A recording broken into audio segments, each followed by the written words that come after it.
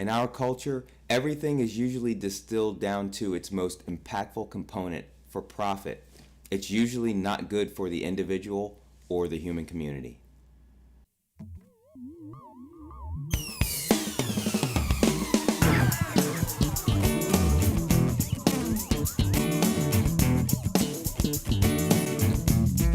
Yeah, and saying it all, not the norm. Everybody's still cool on. And what were all of my protests for? I guess the problem with me, yeah. For example, take an apple. An apple is food. It's a nutrient complex. A medium-sized one is about 80 calories. One day you can eat the perfect tasting apple. It can be perfectly ripe at your personal perfect level of crunch and consistency. But the next day you can have one that's so soft as to be off-putting. But its most impactful attribute is the fact that it's sweet.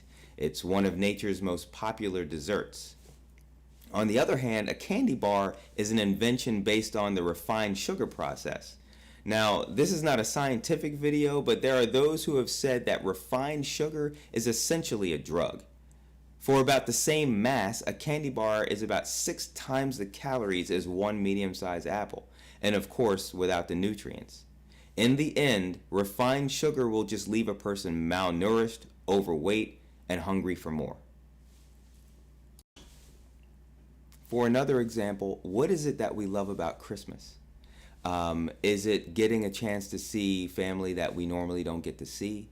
Is it that favorite Christmas movie that you get to watch, or your favorite Christmas song? My personal favorite is The Most Wonderful Time of the Year, Johnny Mathis's version. Awesome. Some people are inspired to look into spiritual things for the first time, depending on what their religion is. For people who have already done that, sometimes they'll take stock of their spiritual lives around Christmas. You have the lights, the decorations, the tree, depending on where you are, maybe even snow. But of course, the most impactful element of the Christmas season is the ability to give and, of course, receive gifts. And in our culture, we take this commercial gift giving and receiving thing to the nth degree, don't we? You can say what you want, say you believe whatever you believe, but most people in their soul, if they don't get anything for Christmas, it's not Christmas. And the converse is also true. If they didn't have the tree or the lights or the decorations, didn't go to church, didn't get a chance to see family, but still got whatever they wanted for Christmas, it's Christmas. And before you say, no, not really, just consider that most people actually live that way.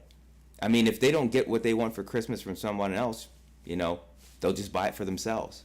The commercials, watch those commercials. The commercials even say, do that very thing.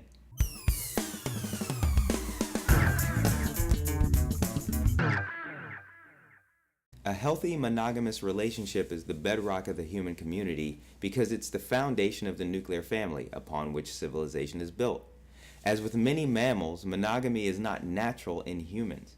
It was something that ancient cultures the world over evolved into because though polygamy, or what we call it now polyamory, is useful for creating large human populations, it's not that useful for creating cohesive human communities. There's a lot to monogamous relationships, kind of like an apple's nutrient complex. It's an economic partnership, a psychological support system, and a time-honored, statistically successful way to create contributing citizens for your human community. For us men, the most impactful attribute is the physical relationship. And, if we can speak as adults here, even more than that, the most impactful attribute of that physical relationship is the coital climax, to be scientific about it.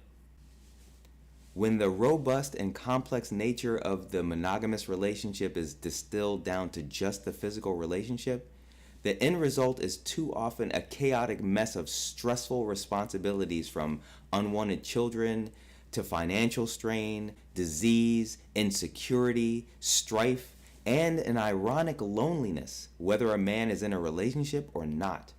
Worse than that, if a man further distills this down to just the climax using adult entertainment, he then flirts with addiction.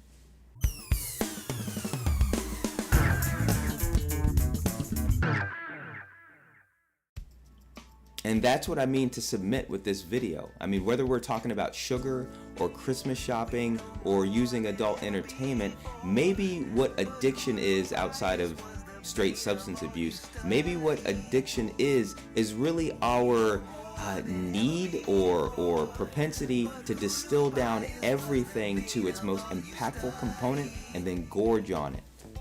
The irony being that we ruin the actual endeavor in the first place. Think about it. This has been The Modern 80. I'm Odium. Come back for the next reflection. But what's real or what's right has so little to do with those minds.